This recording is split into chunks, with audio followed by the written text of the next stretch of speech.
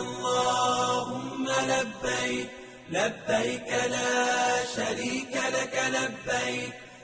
The scholars are of the opinion that if you're traveling to Mecca, to Saudi Arabia, to perform Umrah, and you will be staying over there in Mecca for a few days, then you should only perform one Umrah. What is recommended that for you to perform as many tawaf as you can. What is a tawaf? Tawaf is the 7 circuits around the Kaaba. You go around the Kaaba 7 times, remembering Allah, praising Allah, glorifying Allah, asking Allah for forgiveness, and then after completing it, pray 2 rak'ah behind Maqam Ibrahim. This can be done and it is recommended.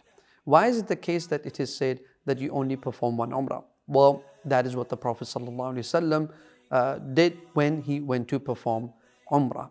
Some scholars do allow a person to perform another Umrah. In that case, you will have to leave the grounds of Mecca, go, as some scholars mentioned, to Masjid Aisha, or to the actual miqat point, come into the state of ihram over there, make the intention, and then come back and perform Umrah. لك والملك لا شريك له لبيك اللهم لبيك لبيك